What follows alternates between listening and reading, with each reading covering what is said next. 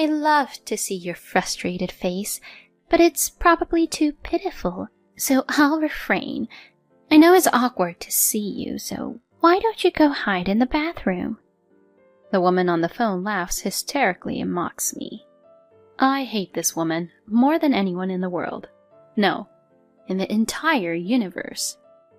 13 years ago, this woman stole my husband from me. I want to cut ties with her, but it's quite difficult, because sadly, this woman is my own sister. I chuckled as I held the phone to my ear for a while after it was unilaterally disconnected. My name is Kate, a 37-year-old divorcee. My married life fell apart in just half a year, and it's all because of my sister with a rotten character. I have a fraternal twin sister. Her name is Carly. Our appearance is so identical that even longtime friends mistake us for each other. However, despite our similar looks, our personalities are completely different. I'm more on the quiet side, but Carly was an active class president type. I excel academically, while Carly has better athletic abilities. Carly has a personality of speaking her mind immediately. You manage to wear such tacky clothes so well. We have the same face, so people will think I'm the one who looks tacky. It's the worst. Our sisterly relationship is not as good as it seems. It's fine within the confines of our home, but trouble always seems to follow my sister Carly. Back in our student days... What's your deal, hitting on my boyfriend? I often found myself being confronted by girls from other schools on my way home. Of course, I had no personal connection to them. Ugh, not again, Carly. Whenever Carly developed an interest in someone, she would shamelessly pursue them, regardless of whether they already had a girlfriend. I do think men can be awful, but my sister is the worst. And here I am mistaken for her, suffering the consequences. What's more, she easily grows bored and breaks up with them, sometimes within just a week. It's truly exasperating. Carly, can't you stop this already?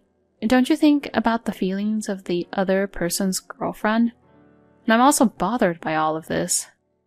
In response to my words, I'm afraid of the cynicism of unattractive women. Well, what about your man, Murphy, right? He's so plain, and I don't think there's any worry of him cheating. You can relax. He's out of the question for me.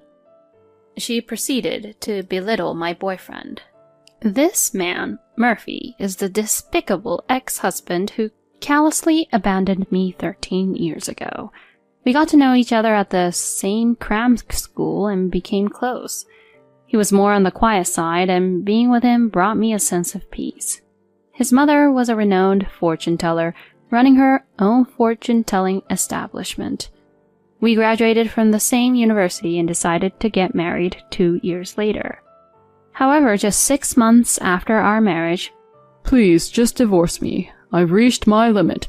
You should know the reason, right? He hands me the divorce papers. Sitting next to Murphy with a triumphant expression on her face is my sister, Carly. It all came as such a sudden shock. Huh? Sorry? I don't understand. Did I do something? I have no recollection. In response to my words, my husband slams the desk. What? You've been cheating on me. Can you still say that, even after seeing this? Among the several photos lined up on the desk, there were images of a man and a woman entering a hotel together, looking affectionate. But from my perspective, I was simply being shown pictures of my sister Carly entering a hotel with an unfamiliar man. I couldn't understand all the meaning behind Murphy's words. The man in the photos is probably just one of Carly's flings. No, this is Carly, it's not me. In that moment, my sister Carly bursts into tears. Kate, stop this. It's painful to deceive Murphy. To my sister's words, Murphy responds, Carly, I'll be fine. You're so kind. Thank you. What are we being shown here? My ex-husband glared at me tightly and began blathering on about a fictional story that never happened. Apparently, I was having an affair and threatened my sister because I didn't want to be found out. According to him, I borrowed clothes from my sister, disguising myself as her, and constantly engaged in hotel affairs with various partners. Such an outrageous woman, he claims. My ex-husband completely believes this absurd tale he heard from my sister. I heard from Carly that you have always had a bad habit of being involved with multiple men. It seems you were even seeing other men while you were with me. In response to my enraged ex-husband, Hey, are you seriously saying that? Do you believe the stories of my sister, whom you've known for only about 6 months more than me, whom you've spent years with? Are you sane? Are you stupid? My calm response seemed to displease him, as my ex-husband simply glared at me. You claimed it was out of the question, but I never imagined you would go after Murphy. Even though you have the same face, your personalities are completely different. Honestly, you lack charm. Carly would listen to my complaints with a smile. She was so endearing. Maybe I made a mistake in choosing you as my marriage partner. He said such things. Carly, who continued to feign crying, had a smile on her face. As Carly became a working adult, her habit of being involved with men didn't change, but her criteria for targeting men has shifted compared to our student days. She prioritized status and money over appearance, and Murphy worked for a major company, and his family was reasonably well off. Perhaps she had her eyes on those factors from the time of our marriage proposal. It turns out that my ex-husband was completely fooled by my sister's poor acting skills. I couldn't believe that my former long-term partner could be so foolish, and I felt my feelings quickly cool down. You two are the worst, you know. Do whatever you want. Just never appear in front of me again. Tears threatened to fall, but I held them back desperately. I signed the divorce papers handed to me on the spot and slammed them back at the two of them. It's my sister who's the only one who has a devious mind. It seems she and Murphy haven't yet become involved romantically.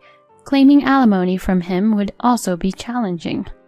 However, if these two could disappear from my life, I no longer cared about money. Afterward, I returned to my parents' home, but they were furious at my sister's actions and declared their disownment. As for the reaction of the person in question, "Oh, whatever. If you ever need help with money, don't come to me or anything. Bye then." Even our own parents treated her with such disdain. I heard from a friend that my ex-husband and sister got married just 3 months after the divorce. I was so disgusted that I couldn't even cry. I didn't feel anything anymore. For the past 13 years, I haven't seen my sister and her husband, but one day I received a call on my phone from a payphone. Since it was work-related, I answered it. "Hello, Kate." I immediately recognized the voice on the other end of the line. I don't know what kind of nerve you have to contact me. In response to my words, my sister Carly chuckled softly. "Are you still holding a grudge? You're still as gloomy as ever, Kate." "Well, never mind that. I have a favor to ask you." My sister continued talking without showing any remorse for the past. "I'm pregnant." "Huh?" "The father, of course, is Murphy, the one you loved so much. So I was thinking of announcing it to our parents, as it's their first grandchild. But I doubt those strict parents would listen if I told them directly. So tell them for me." She boldly gave me an order, even though she's been disowned. "And what makes you think you can say such audacious things when you've been cut off?" I retorted, but Carly had a comeback. "And what about you? How many years has it been since then?" "It's been 13 years. 13 years! I think you're the only one who still holds a grudge. You're probably still living alone in our parents' house, right? I'll be the one to show them a grandchild in your place." She mocked me. This girl is a genius when it comes to irritating people. I thought that while remaining silent, and then Carly continued. "I'd love to see your frustrated face, but I guess it's pitiful, so I'll refrain. It would be awkward to meet, so why don't you hide in the bathroom or something? She said that while laughing hysterically. And then, I'll come over this weekend. Take care. With that, my sister unilaterally ended the call. I held the disconnected phone to my ear for a while and chuckled softly. On that weekend, while I was enjoying a quiet time at home, my smartphone rang. It was a call from a public telephone. I assumed it was my sister. Reluctantly, I answered the call. "Hey, unlock the call blocking already," she yelled. What's wrong with blocking calls from someone I don't want to hear from? Isn't that the purpose of call blocking? Oh, I see. Maybe you don't understand because you're not that bright. I chuckled in contempt. In response to her irritation, I heard a few cracking sounds over the phone. "I went through the trouble of coming here and no one's home? I told you I was coming today." Huh? Were you serious about that? I thought it was a joke. Besides, you unilaterally hung up the phone, so I didn't say anything, but I no longer live there.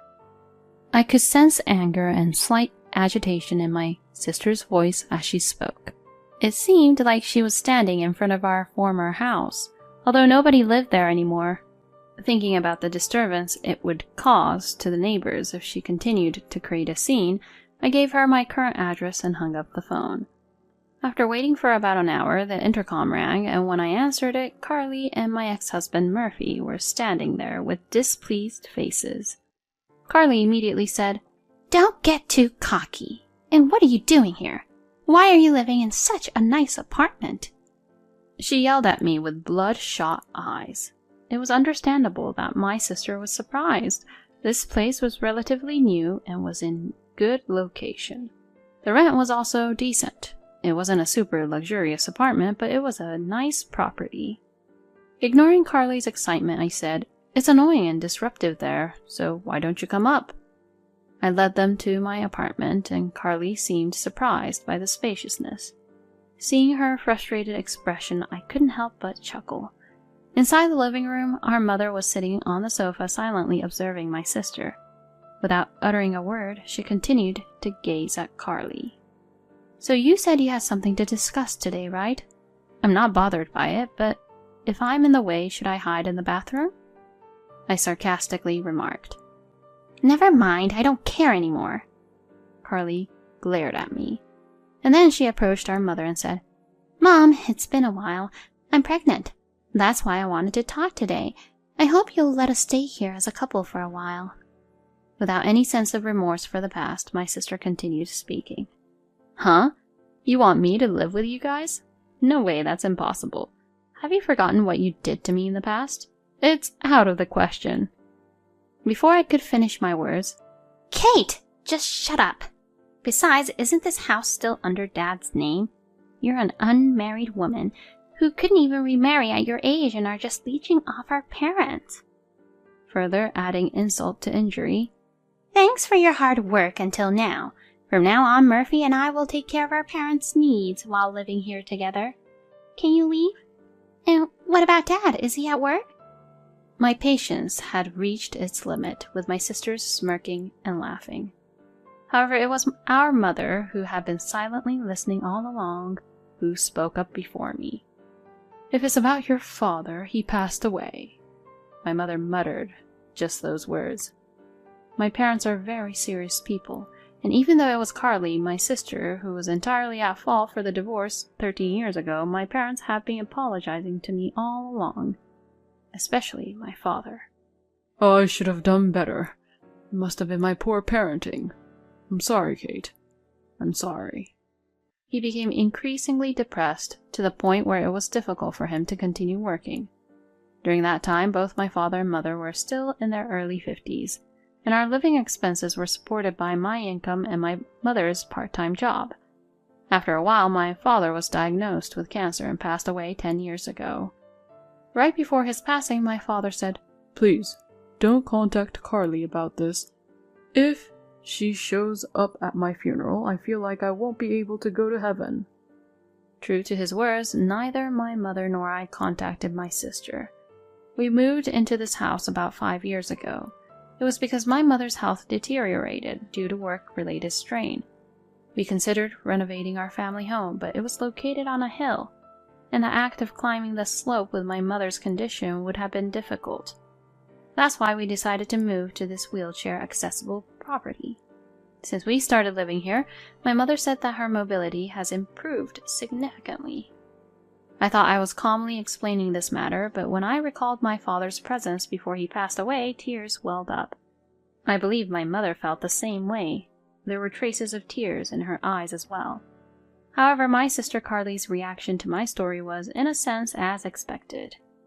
Even if you tell me now, it's too late. And it's not my fault that Dad got sick, is it? Besides, you're able to live in such a nice place because of Dad's inheritance, right? It's unfair. What about my share? Don't I have the right to inherit too? Carly said these absurd things. Without missing a beat, Mother responded, Inheritance? There's no such thing. You only came crying to us when you got into trouble with your foolish actions before getting married. How many times did you have to pay alimony to the wives of the married men you got involved with? Living with someone who strayed from the right path like you? This is no joke. Don't you dare mock us. It was the first time both my sister and I had witnessed Mother in such a furious state. Perhaps realizing the tense atmosphere, my sister fell completely silent.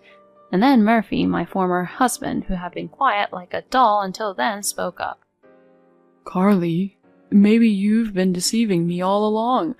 My life has been a mess since I married you. You're reckless with money and don't do any housework. I had the chance to meet someone from our high school and they all warned me not to marry you, the twin sister. They said it was a terrible idea. I nearly burst out laughing at my ex-husband's words. It's quite something that he managed to stay married to her for 13 years. Furthermore, he approached me and said, Kate, I've regretted our separation for a long time. Would you consider starting over together here? Let's let bygones be bygones. As he said that, he gently reached out to touch my shoulders, sending shivers down my spine. No way, it's disgusting. Let bygones be bygones? Who are you kidding? And it's not something you should be saying in the first place. Just as I was about to deflect his touch, the door of the adjacent room swung open forcefully. Could you please not touch her with your dirty hands? Suddenly a man appeared, surprising both of them with wide-eyed astonishment. Who's that? Ignoring my sister's mutter, I said, I told you to stay hidden and not get involved. In response to my words, Richard said, I had to intervene because he was about to touch you, Kate. Besides, having a third party present can help with the discussion. That might be true, but... This is my husband, Richard. And also, Ryan, come here. This is my 8-year-old son, Ryan. I called out to my son, who had been peeking from the shadow of the door. He stared at my sister and her husband with a piercing gaze, as if he had overheard some of their argument. Huh? You got remarried? That's unbelievable. Why? My sister was more surprised than anyone to learn that I had a husband and a son. Murphy, my ex-husband, also seemed to be at a loss for words, his mouth opening and closing like a fish. Why? How many years do you think have passed since then? It's been 13 years. 13 years! Even though so much time has passed, you two haven't changed a bit. It's astonishing. Oh well, at least you've aged significantly in appearance. My sarcastic words made their faces turn red. I met my current husband, Richard, shortly after my father passed away. We worked together and met a few times a year, but one day he asked me out. I said, I'm a divorcee. When I declined, he asked me again, saying, Does being divorced mean you can't be happy? A year later, we got married, and the following year our son Ryan was born. My husband treated my mother very well, and he never showed any reluctance towards living together. Perhaps it was because his parents, my in-laws, were already living with his brother and sister-in-law. I feel relieved because you're with Richard, she said, showing her support. Richard suggested moving to our current house because he was worried about my mother's mobility. Facing the two standing still, I said, "My mother and I have our current life. Please, don't interfere. And Carly, you claimed to be pregnant. How many months along are you?" Seeing the flustered reactions of the two, it seemed that the pregnancy was also a lie. Although Murphy and I were only married for half a year, I never got pregnant. That became a reason for my ex-mother-in-law to make snide remarks. And the fact that my sister isn't pregnant means that's how it is, I suppose. It seems that my sister and my ex-mother-in-law, both having a bad nature, got along well. Unable to withstand the harsh stares from our family, the two of them left the house as if fleeing. I've heard the story, but is she really your biological sister? Her face does resemble yours, but her character is something else entirely. Anyway, I guess this settles the matter. Speaking with a smile, my husband said that. I'm not so sure, I replied with a wry smile.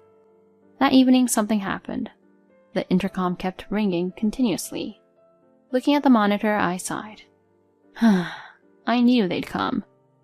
When I opened the door, there stood my pale-faced sister and my ex-husband. "I need your help. I need money. Please, lend me money," they pleaded desperately. My husband wore a puzzled expression, but my mother and I had a different reaction. During the day, while waiting for my sister's call, my mother received a message from someone. It was from a friend of my late father's who currently lives in my former parents' house, which is now rented out to their family. When they returned home, they had found the garden flower beds trampled and the window glass cracked. The security camera captured the image of a furious woman stomping on the flower beds and hurling stones at the glass. Of course, it is my sister Carly who is furious on the phone with me. When my mother shared my sister's contact information with our friend, he learned that my sister had been the one who had caused his dear friend, my father, years of suffering, and this enraged him. Among the damaged plants, there were reportedly precious flowers that were difficult to follow. It seems he also demanded compensation for the damages. I anticipated their reappearance due to their evident financial difficulties and struggles with housing, but I never imagined they would show up on that particular day. I was impressed by their energy. "I can give you the money if you want, but there is a condition." Afterwards, as I watched the two of them dejectedly walking away, I couldn't help but laugh and say, "Serves you right." In my hand, I held the freshly signed agreement. As a condition for taking on this matter on their behalf, I made them sign a pledge to never approach us again. Still, Carly is my blood-related sister. Cutting ties with her completely is difficult. There might come a time when she will try to approach us again using this privilege. At that time, I'm prepared to fight, whether it be in court or anywhere else, using the secretly recorded audio from 13 years ago in this incident. That's how determined I am not to forgive my sister and her husband in the future. I later heard from a friend that my ex-husband quit his job at a major company right after divorcing me and started working as a staff member at the fortune-telling establishment managed by my former mother-in-law. He and my sister seemed to live a luxurious life with a high salary because they were relatives. However, a few months ago, my former mother-in-law suddenly passed away due to illness. My ex-husband took over as the successor, but he had no talent for fortune-telling. The fortune-telling establishment quickly became deserted. In a panic, my sister and her husband, "This is a bracelet made with heartfelt intentions by our late mother." It seems they started a business telling lies to the people who had faith in the late mother-in-law. However, their lies were exposed through internal whistleblowing, and now a victims' association has been established. The fortune-telling establishment is being inundated with victims every day as it served as their workplace and residence. With nowhere else to go, my sisters sought refuge in our home. It's absolutely audacious and infuriating. However, considering the police's recent actions, it's only a matter of time before the two of them face legal consequences. After that, we moved again. It was due to my husband Richard's job transfer. "Am I really allowed to come along?" With an apologetic look, my mother asked. What are you saying? You are a cherished member of our family. Even if you resist, I'll carry you forcefully and take you with us. My husband Richard joked and laughed. Thank you. She shed tears of gratitude. Grandma is crying again. Here, take this tissue. While Ryan, my son, chuckled and expressed concern over my mother's easily moved nature, I watched the scene of my family with a sense of gratitude for the happiness I currently had.